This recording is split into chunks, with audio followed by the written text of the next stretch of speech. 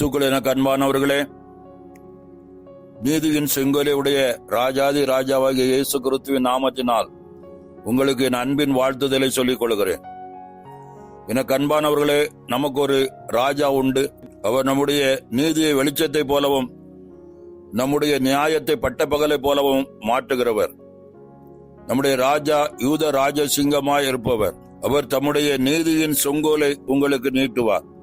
அந்த நீதியின் செங்கோலால் உங்கள் நீதியையும் நியாயத்தையும் வெளியங்கரமாக்குவார் என்பதை மறந்து விடாதீர்கள். அதைத்தான் சங்கீதக்காரன் சொல்கிறான் 37:6, உன் நீதியை வெளிச்சத்தை போலவும் உன் நியாயத்தை பட்டைப்பகலை போலவும் விளங்க பண்ணுவார் என்று வாசிக்கிறோம். அது மட்டுமல்ல, 1 சாமுவேலின் புஸ்தகம் 8ஆம் அதிகாரத்தை பார்க்கும்போது, இஸ்ரவேல் ஜனங்கள் தங்களுக்கு என்று ஒரு ராஜா வேண்டும் என்று சொன்னது மட்டுமின்றி அந்த ராஜா என்ன செய்ய வேண்டும் என்றும் வேண்டிக் கொண்டார்கள். 1 சாமுவேல் 8:20, எங்கள் ராஜா எங்களை நியாயம் விசாரித்து எங்களுக்கு முன்பாக புறப்பட்டு எங்கள் யுத்தங்களை நடத்த வேண்டும் என்று சொன்னார்கள். பிரியமானவர்களே, நம்முடைய ராஜாவாகிய கிறிஸ்து நமக்கு நீதி செய்யும்படியாக எழும்புகிறவர், நம்முடைய நியாயத்தை விசாரிக்கிறவர், நமக்கு முன்பாக நடந்து போகிறவர், நமக்காக நம்முடைய யுத்தங்களை தேவன் நடத்துகிறவர் என்பதை மறந்து விடாதீர்கள். நம்முடைய ராஜா நம்முடைய நியாயத்தை விசாரித்து அதற்கான பதிலை நமக்கு தருகிறவராய் இருக்கிறார். மத்தேயு சுவிசேஷம் 12ஆம் அதிகாரம் 20ஆம் வசனத்திலே, அவர் நியாயத்திற்கு ஜெயம் கிடைக்க பண்ணுகிற வரைக்கும் நெறிந்த நாளிலே முறியாமலும் மங்கி எறிகிற திரியை அணையாமலும் இருப்பார். ஆதியாகமத்தின் புஸ்தகம் 31ஆம் அதிகாரம் 42ஆம் வசனத்திலே யாக்கோபு சொல்கிறார், என் பிதாவின் தேவனாகிய ஆபிரகாமின் தேவனும் ஈசாக்கின் பயபக்திக்கு உரியவரும் என்னோடு இராமல் போனால் நீர் இப்போதே என்னை வெறுமையாய் அனுப்பிவிட்டிருப்பீர். தேவனின் சிறுமையையும் என் கையின் பிரயாசத்தையும் பார்த்து நேற்று ராத்திரி உம்மை கடிந்து கொண்டார் என்று சொன்னார். யாக்கோபின் மாமாவாகிய லாபான் யாக்கோபை சிறுமைப்படுத்தி அவனை ஏமாற்றினதை தேவன் கண்டார். முந்தின வசனங்களை பார்ப்போமானால், யாக்கோபு மிகவும் நெருக்கப்பட்டான். பகலிலே வெயிலும் இரவிலே குளிரும் அவனை பட்சித்தது. நித்திரை அவன் கண்களுக்கு தூரமாயிருந்தது. 20 வருஷம் பாடுகள். 10 முறை யாக்கோபின் சம்பளத்தை மாற்றினான். களவு போனதை யாக்கோபின் கையிலிருந்தே வாங்கி கொண்டான். இப்படி சிறுமையை சந்தித்த யாக்கோபின் மங்கி எறிந்த திரியை தேவாதி தேவன் அணைக்காமல் அவன் சிறுமைக்கு தக்கதாக அவனுக்கு நியாயம் செய்த தேவன் இன்று உங்களுக்கும் நியாயம் செய்யும்படி உங்களை விசாரித்து நிச்சயம் நியாயம் செய்வார் என்பதை மறந்து விடாதீர்கள். அவர் நமக்கு முன்பாக நடந்து போவார். நம்முடைய ராஜா நமக்கு முன்பாக போகும்போது ஏசாயா 52:12 சொல்லுகிறது போல, நீங்கள் தீவிரித்து புறப்படுவதில்லை, நீங்கள் ஓடி போகிறவர்கள் போல ஓடி போவதும் இல்லை. கர்த்தர் உங்கள் முன்னே போவார்.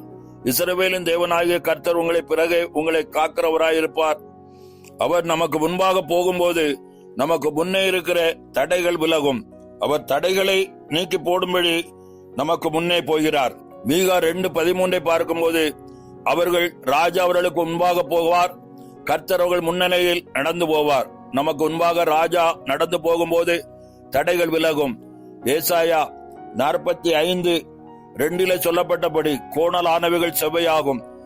1 நாளாகமம் 14:15 சொல்லப்பட்டபடி நமக்கு முன்னே உள்ள சத்துருக்களை முறியடிப்பார்.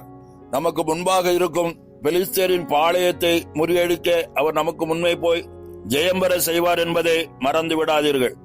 உங்கள் ராஜா உங்கள் முன்னே போய் உங்களுக்கு நீதி செய்கிறவராயிருக்கிறார். அவர் உங்களுக்காய் யுத்தங்களை நடத்துவார். யாத்திராகம் 14:14 சொல்லப்பட்டபடி கர்த்தர் உங்களுக்காக யுத்தம் பண்ணுவார், நீங்கள் சும்மா இருப்பீர்கள் என்ற வார்த்தையின்படி அவர் நமக்காக யுத்தம் பண்ணுகிறவர்.